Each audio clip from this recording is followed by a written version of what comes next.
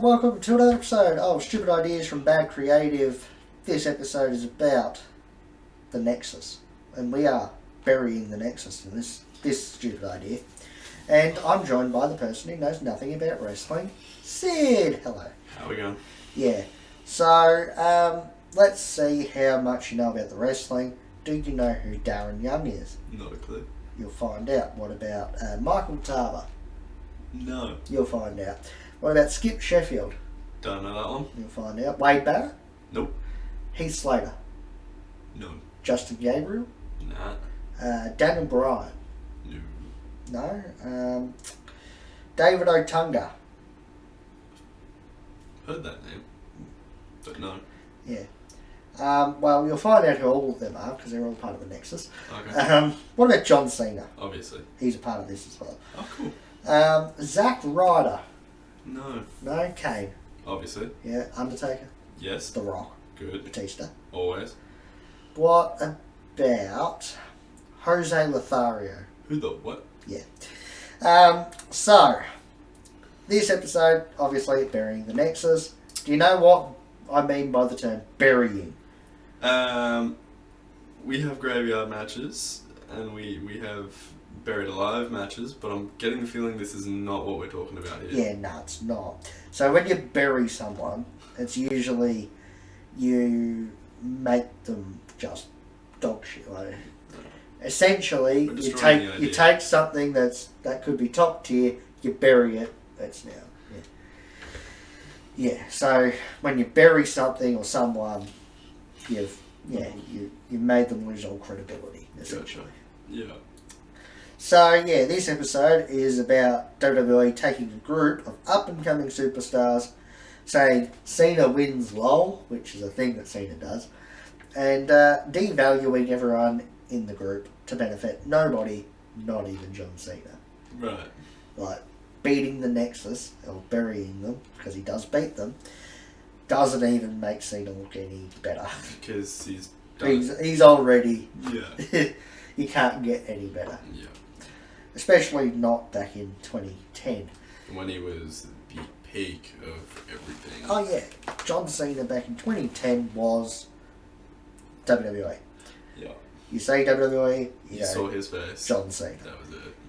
Maybe, depending on who you were talking to, they might go Undertaker or Triple H, Shawn Michaels, or someone. But, I mean, in 2010, Shawn retired, so you're not going to say Shawn Michaels anymore.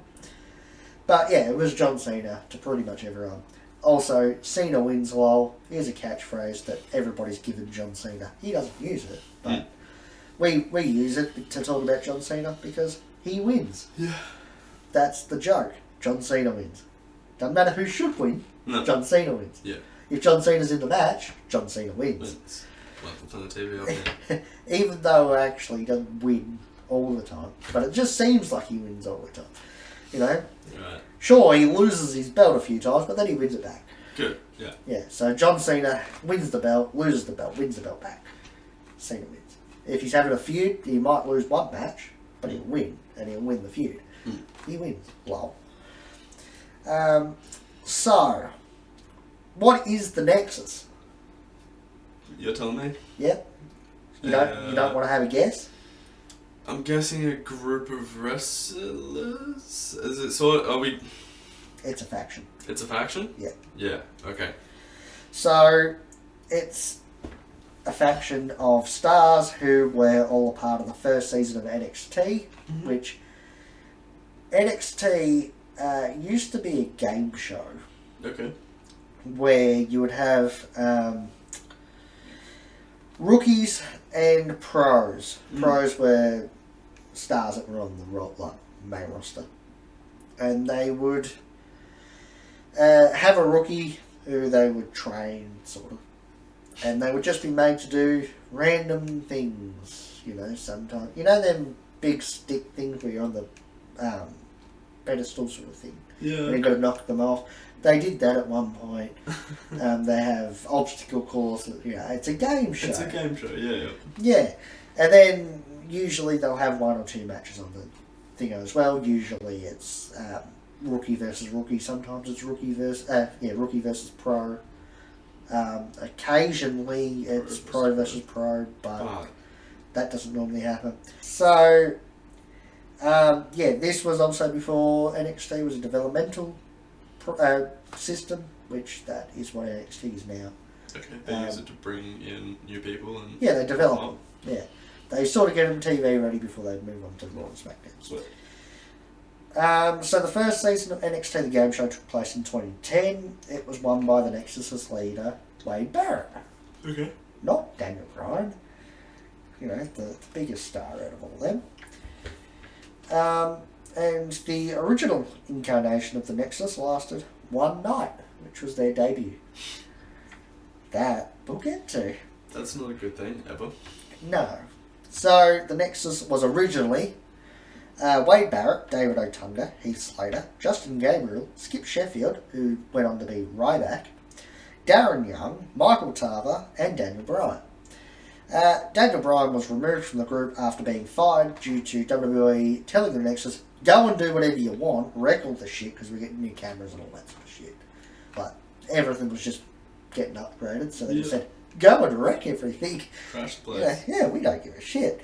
And then it turns out that choking the ring announcer with his tie was a bit too far. You've crossed the line there. Yeah, we're not getting a new ring announcer. You can't break that one. Yeah, well, I mean, they attacked the ring announcer, the timekeeper, the commentators, and that sort of shit. Like, they attacked everyone. But the network executives seem to think that's a bit too far. So then WWE went, hey, Daniel Bryan, yeah, you're fired. Mm-hmm. And everybody went, hey, he's like the greatest wrestler ever. And you fired him for choking somebody with their own tie. Bullshit. Anyway, so the Nexus debuted on June 7th, 2010, and by SummerSlam in August, they were buried. Wow. Yeah. Okay, lots going to happen in this time. So, on that night when they debuted, they were told by WWE, do what you want, destroy everything and everyone. They did that. Commentators, Jerry the King Lawler, not Michael Cole though, because Michael Cole was a bad guy. Okay. So we're not going to attack Michael Cole. That would have been badly for us. Well, no, he's just a bad guy, so we're on the same side. Right. So, yeah. The ring announcer, timekeeper, who's the person who rings the bell, referees, competitors in the match that were on, and the people at ringside. That match was John Cena versus CM Punk with Luke Gallows at ringside. Right. The NXT host, Matt Striker, he got attacked. They just came in to cause chaos. Yep. They shit up. They were making an explosive entrance. Yep. Which is cool. I like that. Yeah. The ring was destroyed, the barricades, the announcer's table, the chairs, they destroyed chairs. Yeah. Producers, which they're normally backstage, they sort of just map out the matches and all that, but they're also used in brawls. You know, they send them out to... Yeah, they got destroyed. They pulled up the mats at ringside, exposing the concrete and all that sort of shit, you know. They threw away the steel stairs which lead up to the ring. Yeah. They just made a mess of everything and wrecked things. Yep. Anyway. So the Nexus then went on to attack other stars and legends such as the general manager of Raw, Bret Hart. They attacked Vince. This is just sort of after the first night. Just over the next little while, they attacked all these people. Ricky the Dragon Steamboat, Dusty Rhodes. They moved into a feud with Cena after they beat him in a 6-on-1 handicap match, which was originally 7-on-1. But Darren Young was taken out by John Cena the week before. Gotcha. So yeah. They would then cost Cena the WWE title at Money in the Bank before moving to SummerSlam. Right. They had a 7-on-7 elimination tag team match which featured the Nexus, all 7 members, versus a group led by John Cena, obviously. It had John Morrison, R-Truth, Edge, Chris Jericho, Bret Hart, Daniel Bryan. So yeah, it was... Daniel Bryan was the mystery competitor. They had a mystery competitor. And it was revealed to be Daniel Bryan. Yeah, right. Who Barrett had previously previously stated that he kicked out of the group due to feeling remorse for what he did, choking Justin Roberts with his tie. He felt remorse. Terrible. That was them explaining the fact that he was fired. Yeah. Team Cena won with the eliminations for the match being Darren Young submitting to Daniel Bryan, Michael Tarver pinned by John Morrison, John Morrison was pinned by Skip Sheffield, Truth was pinned by Skip Sheffield, Bret Hart was disqualified for using a chair due to the fact that he couldn't wrestle anymore because he was old and I believe injuries or something. Like he couldn't take a bump. Yeah. So, yeah, he just used the chair and got disqualified. Skip Sheffield was pinned by Edge. David Otunga submitted by Chris Jericho. Jericho pinned by Slater. Edge pinned by Slater. Slater submitted to Bryan. Bryan pinned by Barrett after Miz got involved. The Miz was Bryan's pro on the game show. So that sets up that feud. Or continues it, actually. Justin Gabriel was pinned by John Cena. And finally, Wade Barrett tapped out to John Cena to end the match. The leader of the Nexus tapped out to end the match. Kind of poor. But all in all, an interesting match. Yeah. By the sounds of things. Yeah, but also... Oh yeah, it was a 2-on-1 at the end too. Justin Gabriel and Wade Barrett versus John Cena. Cena wins lol. Yeah.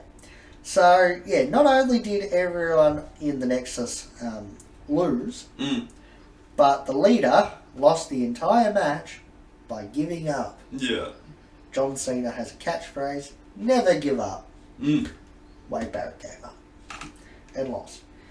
And that was because, right, and this is the real kicker, is that everybody agreed, even John Cena agreed, Nexus should win. Oh, wow. Vince McMahon turned around and went, hey, it's SummerSlam and I want to send the crowd home happy, so Cena wins. Well, but was the crowd happy? oh, I don't know, I can't remember. Right. But, I mean, by what he means by send the crowd home happy is have the good guys win. Yeah. So, I mean, I'm pretty sure that the crowd was a bit confused. Yeah. At least everybody else is, because the Nexus should have won. They won. But at the same time, the good guys won. Yeah. Hopefully it wasn't too predictable. No, it wasn't predictable at all, because... that's good then. It wasn't predictable because the Nexus should have won. Yeah. Considering the fact that they're a new group that wrecked everything when they showed up, have destroyed everybody leading up to this match, and now all of a sudden lost. And now, you know, John Cena won. Anticlimactic. Yeah, and I mean, it was 2-on-1, like I said. It was Justin Gabriel and Wade Barrett. And you could have followed versus John Cena. Everything to that point, you know, at least that way it's an interesting match going back and forth, but then had the two of them absolutely steamrolling. Even if Gabriel lost, Wade Barrett beating John Cena, the leader of the Nexus beats John Cena. Should have happened. And yeah. Now, so that was them burying the Nexus because Cena won. I will point out that a little bit later, the Nexus started kicking people out of the group, mostly because they'd left or whatever the case. Then CM Punk took over the Nexus and called it the new Nexus, brought in a few new people and blah blah blah. People got kicked out. Wade Barrett formed a new group called the Core, which didn't do much of anything. CM Punk made the Nexus relevant again, and they started to win things, and then Cena wins lol. Happened again. So, yeah, what do you think of the Nexus? A great idea. They've come in guns blazing and then bit it in the arse. Yeah, quickly fizzled out. Kind of, I guess, if the whole idea of them was to introduce them as this mega bad to boost Cena, to see if you could boost Cena any higher than he already was, you needed to carry them a bit further than what you did. In 2 months. Yeah. You needed to carry them a bit longer so that they had, again, that word credibility we keep using, so that they had more credibility, so that when Cena beat them, it was a big deal. Yep. Not an ongoing trend. Yep. You know, like you said, if you want to boost a hero like Cena up any more than he already is, you've got to have him lose a little bit. You got to have like a learning curve, have him get knocked down, and then beat these guys and come up. So I'm guessing you've carded this one? Yeah, I'll rebook this one, but I will say that I think the whole point of the Nexus was more that they had these 7 guys, or 8 guys, coming up from this first season of NXT. Right. Right, new stars that they could build the company behind. They needed to introduce. And they've now just had Cena beat them. And then fired one. Brought him back though. Yeah, well, true. But that doesn't matter. Like, if you erase Daniel Bryan from the whole thing, it doesn't actually change anything. True. Because Daniel Bryan actually goes on to be one of the greatest. I mean, he is one of the greatest wrestlers of all time anyway. But he goes on to being bigger than Cena. Yeah, right. Regardless of all this shit. If he wasn't there, it doesn't matter. But, like, you know, Wade Barrett, his stock dropped so much. Like, when they debuted and they kept him strong, he could have been world champion. Yeah. He eventually was just a mid-card champion, IC champion, and that was about it. Yeah. Slater turned into a joke, you know, with 3B, which we've talked about. We have. Justin Gabriel was great, but he was sort of just not as good as Rey Mysterio. David Otunga is David Otunga. The less said about him, the better. Michael Tarver left. Skip Sheffield turned into Ryback, and now he's a giant asshole, so who cares about him? Could have been WWE champion, but they may have stuffed a few things up with Ryback, so we might get to that. We might not. What I'm hearing is they got dropped lost the ball. they got lost in the crowd. They've sort of just sort of dispersed into the roster as a bunch of mid-carders. Yep. Whereas if they had won this, they could have kept them as a faction, kept them looking strong, yeah, built them more. Yeah, given that they CM didn't. Punk still could have joined eventually if you needed to, but you didn't need to do that. No, not if you built them properly. Yeah. And they could have just, you know, I mean, instead of giving them 2 months before you kill them, at least give them a bit longer so that they can build their characters, build, you know, just. And you've used such a cool name like the Nexus. Yeah. So, how do we fix this? Please. Easy. We have the Nexus win. Done. That's it. Thanks for watching. Goodbye and good night. So, to do this properly, what we're going to do is we're basically going to do, for the most part, just have Cena lose to the Nexus. Like, going to take out everybody. So, what they did when they debuted, all that sort of shit, keep all that. Daniel Bryan was fired, all that sort of shit. Like, I don't care about that. It's an explosive intro. We love it. it. We have them continue to take out legends and whatnot, all that sort of shit. The only difference at this point is that Cena doesn't take out Darren Young. Okay. So, instead of having a 7-on-1 match, instead of having a 6-on-1 match, we're going to have a 7-on-1. We're going to have a 7-on-1, yeah. Which Cena wins, obviously. Okay. Yeah, I'm joking. So, yeah, Nexus obviously win the 7-on-1. Obviously. But if you did want Cena to win, you would just have all the Nexus beat down Cena during the match. You'd have them all come in, beat him down, cause a DQ. Cena wins by disqualification. He doesn't actually win. And that furthers them as bad guys. Yes. Which is pretty cool. But obviously it's probably better just to have them win. Yeah. I think you just sort of have Cena start off the match sort of methodically taking them down, but eventually numbers can catch up. Mm.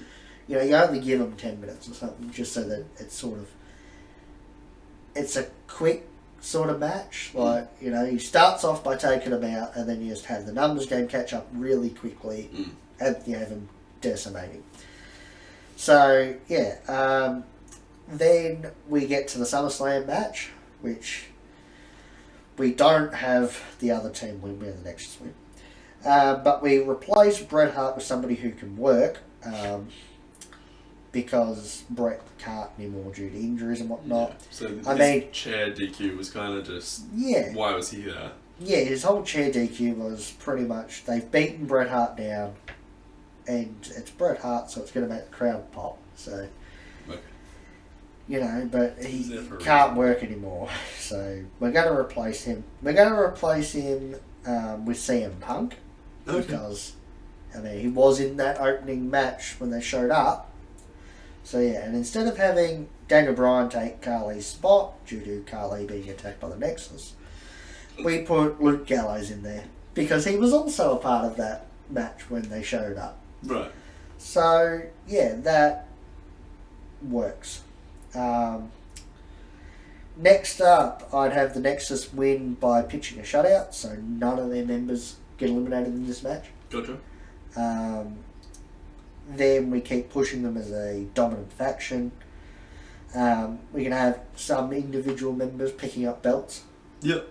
You know, Wade Barrett becomes WWE champion, and Cena can't beat him because of the Nexus. The Nexus as a crew are suddenly doing well, building up. As in... And as individuals. Yeah, with Cena not being able to beat Barrett, this is the perfect way of doing the Jinder Mahal thing of having distraction finishes. But instead, you don't even do that. You just have them disqualify.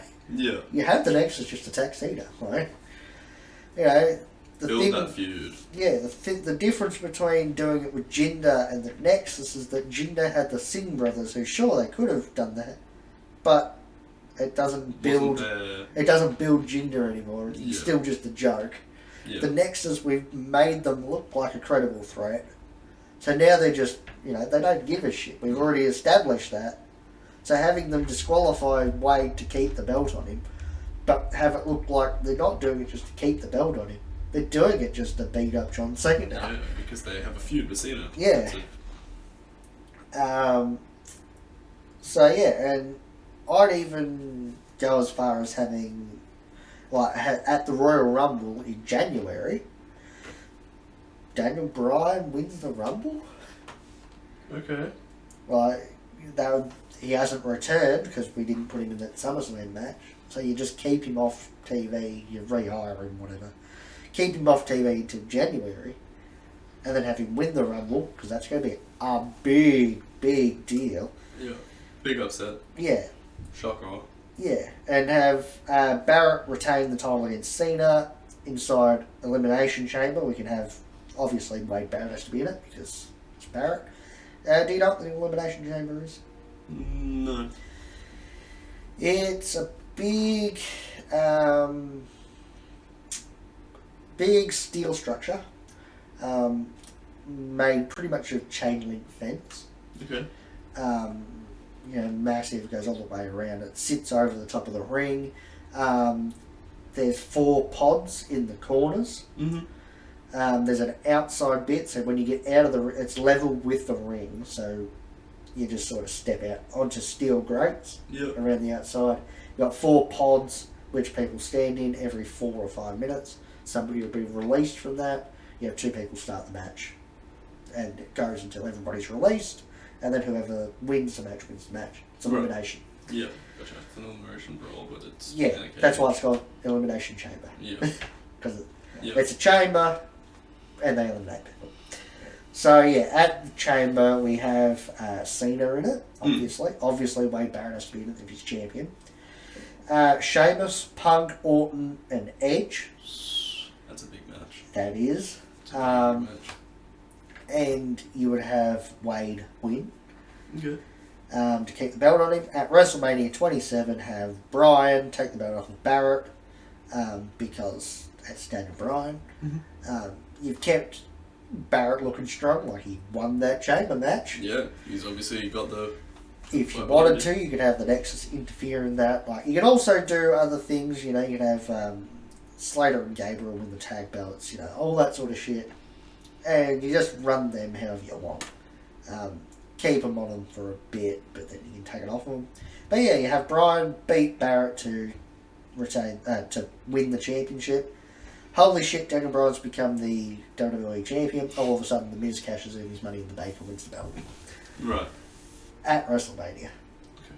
So, I mean, that furthers that Daniel Bryan feud with The Miz. In real life, they had Miz already cashed in and won the belt by Mania, which then led to the worst WrestleMania in history anyway, or one of. And the main event was The Miz versus John Cena, WWE title, with... I can't remember exactly how this happened because it's been a while since I watched it, but at some point, I think it was a double count out actually, is how it ended. And then the anonymous Raw general manager, which was a laptop, it was actually Hornswoggle under the ring on a laptop, sending emails to a laptop, which Michael Cole, being a bad guy, read out. And he always started with, and I quote, and read it, they've restarted the match, but host of WrestleMania 27, The Rock, showed up and went, no, we ain't doing that shit. Yeah, right. I'm going to restart this match. And restarted the match, behind the referee's back, hit John Cena with a rock bottom. The Miz pinned John Cena 1-3. Nice. The Rock helped The Miz beat John Cena. It's set up for the next year, Rock versus Cena. Okay.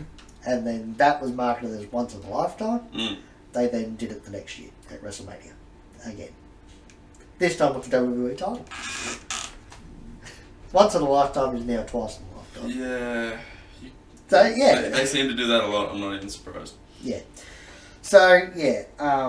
The worst show, everybody really hates the fact that it ended with double count out, and then the Raw general manager restarted it, and then The Rock helped Miz win. Piece of piss. Easy way of fixing that, have Wade Barrett walk in as champion, have Bryan take it off of him, and then have The Miz cash in there, and The Miz is the champion. You set up a feud with Bryan. Wade and Cena can still feud if you want, and you can have Cena win now, because that doesn't matter.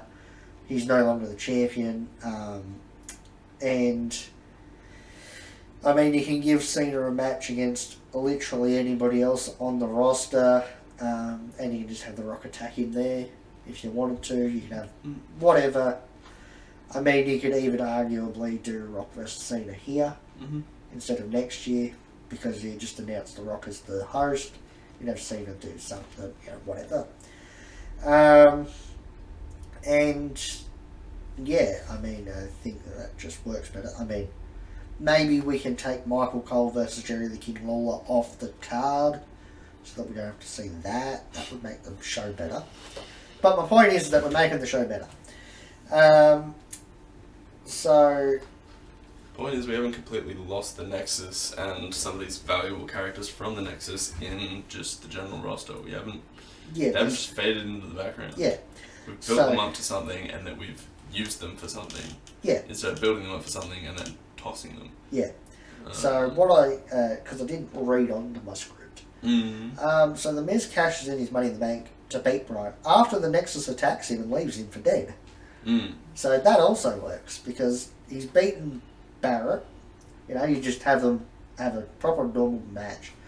Main event of WrestleMania caliber match. Bryan wins. And then the Nexus are like, well, you've beaten our leader. We're going to beat the shit out of you. They don't give a shit because it's the Nexus, so they just do whatever they want.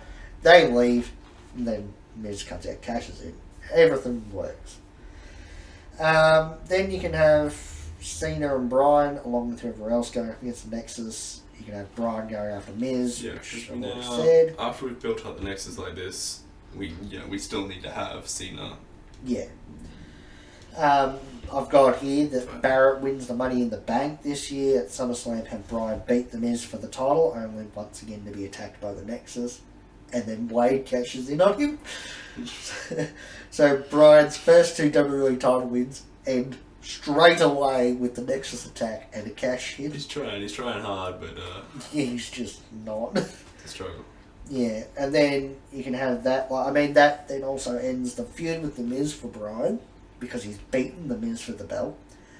And now you go properly into Bryan versus Nexus, which then you can have that play out until Mania 28, which again you can do Cena versus Rock there. So that takes care of Cena. And you'd have Bryan beat Barrett again. But if Bryan beats Barrett, then the Nexus has to disband. Yeah. And also the Nexus isn't allowed to get involved in the match. Yeah, we've carried them long enough now. Yeah.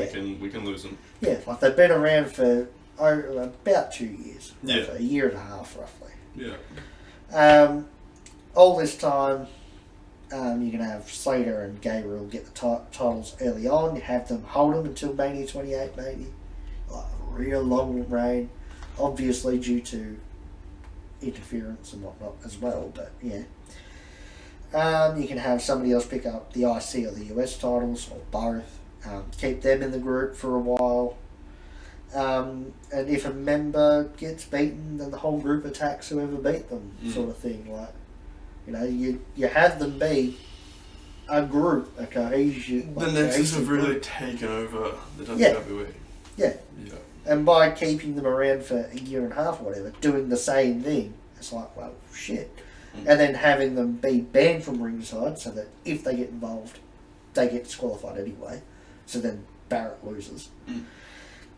That, sort of... And if Barrett loses, the Nexus disbands. So they're not going to want that. So then they don't come out. Then Barrett loses anyway. Which then disbands the Nexus. Hopefully they've been around at the top of the company. We're keen to see them lose. Well, not even. They're at the top of the company for a year and a half. It should keep them looking strong. Right. Barrett can go on to feud with CM Punk, Randy Orton, whoever, and he wins. That having him win that would then mean that he's, still main event level. You got Slater and Gabriel. Sure, they just lost their belts, whatever, but they can still just continue to be a tag team even though the Nexus is broken up.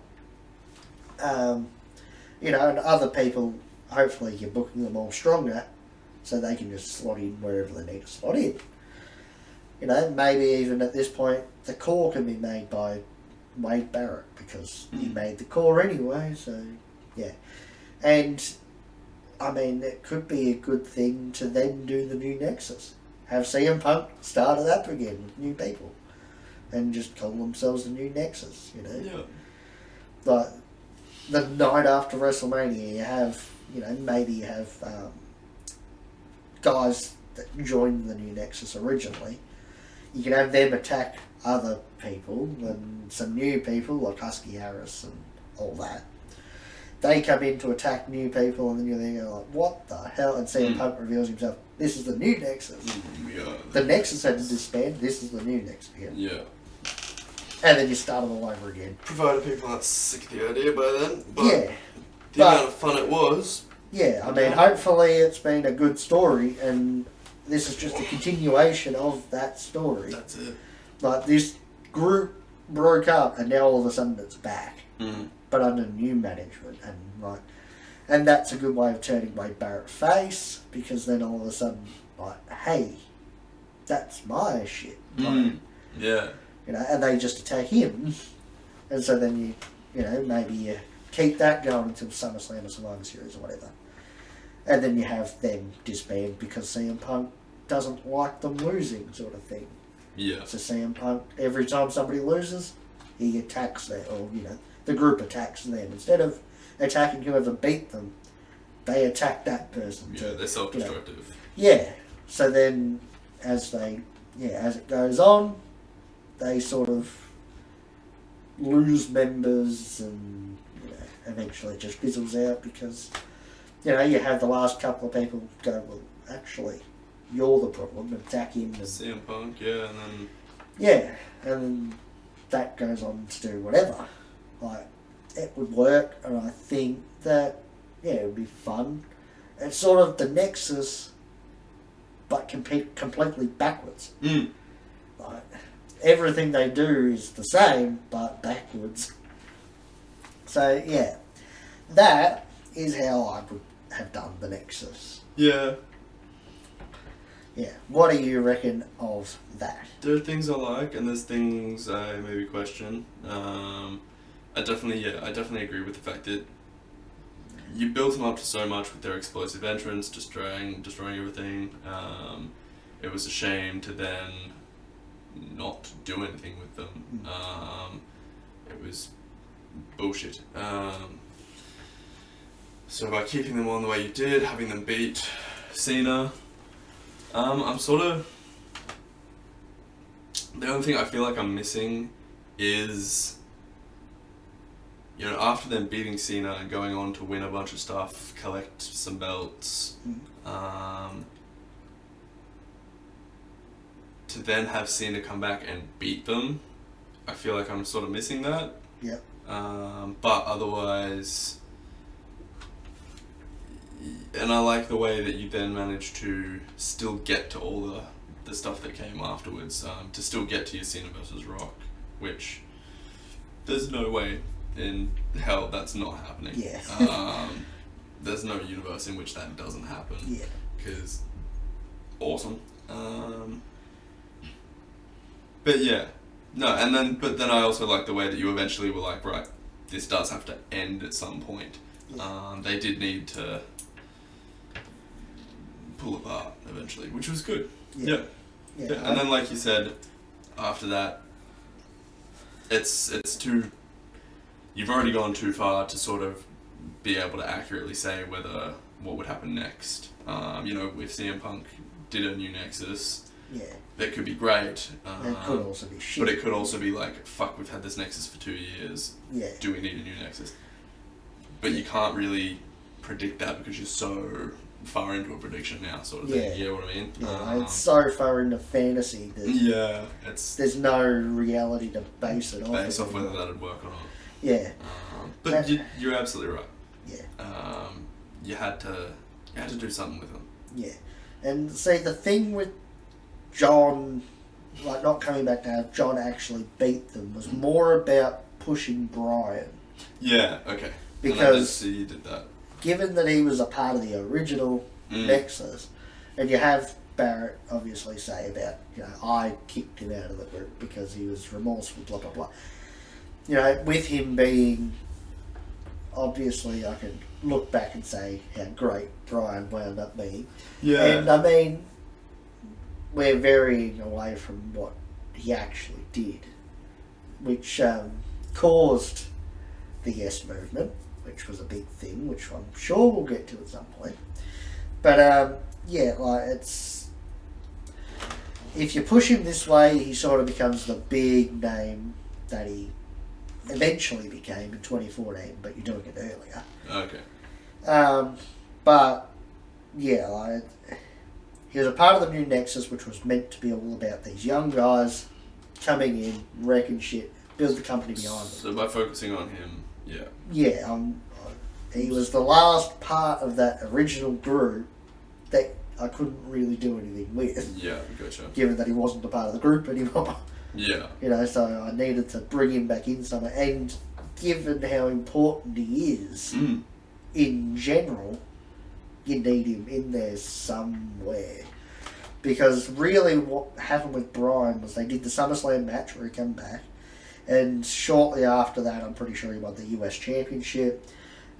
He then kept, you know, sort of treading water a bit, and eventually became Money in the Bank in 2011, won the world title, and then he took that right through until WrestleMania 28, where, we will get to it, 18 seconds happened, where Sheamus beat Bryan in 18 seconds at WrestleMania, and that then many people have said kicked off what is the Yes movement, which is everybody getting behind Daniel Bryan and pushing him to being the top guy over Cena. Yeah. Where WWE obviously went, nah. But like the fans forced it. Literally got in the ring, held up the show until they said, let him. Let it happen. Yeah, and like that was the 18 seconds was what most people credit as being the start of that. Gotcha. So, yeah. And it's called the Yes movement because his catchphrase is yes, yes, yes. Which he then changed to no, no, no when he became a bad guy. Because everybody was going yes, yes, yes. And he's like, no. And everybody, yes, no, yes, no. And then when Team Hell No happened, it was him and Kane, and they were great. And Hell No. Nice. Yeah.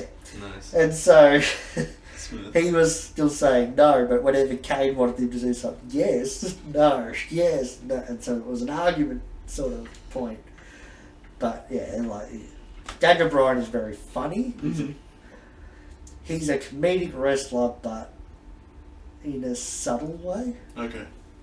Like he just does things that are funny. He doesn't intentionally make jokes. Or even if he does though, but he's not. That's not his only character trait. Gotcha. Yeah. Like that's not his character, so he's not a comedy wrestler. Like Santino Marella's whole thing is that he's Italian. He's got a monobrow. He has a finisher called the Cobra, where he straightens his arm and goes like that, and Cobra. But then he got a sock to put on it, which looked like a cobra. So then it's a cobra. Also, nobody kicked out of the cobra. Yeah. Which was a weird thing to have happen. A comedy wrestler has a finisher that nobody's actually gotten out of until the 2012 Elimination Chamber, when he hit it on Daniel Bryan in the last two. Like there was just the two of them. He hit it on Bryan to win the world title, but Bryan kicked out. Like it was very close. That then led to 18 seconds also, because that was the show before it. We're getting a bit too far from the Nexus. We really are. But yeah, like that was Daniel Bryan. Hence Yeah, the so focus. I needed the focus on him somehow, given that he becomes such a big star. So, how would this help WWE? Well, it would get you nearly 2 years of intriguing storylines. Should get you 8 new stars, given that Bryan is one of them. He's positioned at pretty much the same level as Cena, hence the reason I didn't use Cena to win. And, I mean, you could do Cena versus Bryan at SummerSlam 2012. You get a better product, you get bigger stars, you get more stars. Should equal more ratings, more merchandise sales, more money.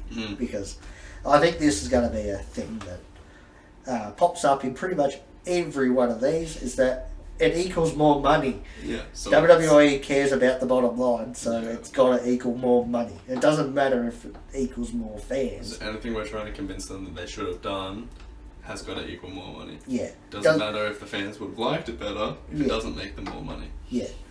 Like you can say, fire Jinder Mahal. The fans would have liked it. Sure, it would have made them a little bit of money, but if you do it this way, it'll make them more money in the long term. Yeah. But it's also Vince who doesn't care about the long term, cares about the now. Yeah. So, I mean, whatever. But yeah, that is it for this episode. I don't know if I asked you what you thought of that last bit though. After we started talking about Bryan, why I explained that. Yeah. So, yeah, what you think of the whole swapping Cena for Bryan now. Yeah. That I've explained. Yeah, now that you've explained it, it makes a lot more sense. I can see why we needed him in there. Yeah, because I realised when you sort of said about Cena needing to come back to win, that you don't know who Daniel Bryan is. Not really. No, I was like, I don't understand why he's so important for all of this. See, that's why these things are good, because I've got to explain things that I just sit there and go, obviously. Like, a blind person would know that if they know what wrestling is. But yeah, So that's been it for this episode. Like, share, subscribe to the channel, hit the notification bell, follow the Facebook, Twitter and Twitch. Links to those are in the description. Let me know what you thought of the episode in the comment section down below. Always. Let's do a bit of a sneak peek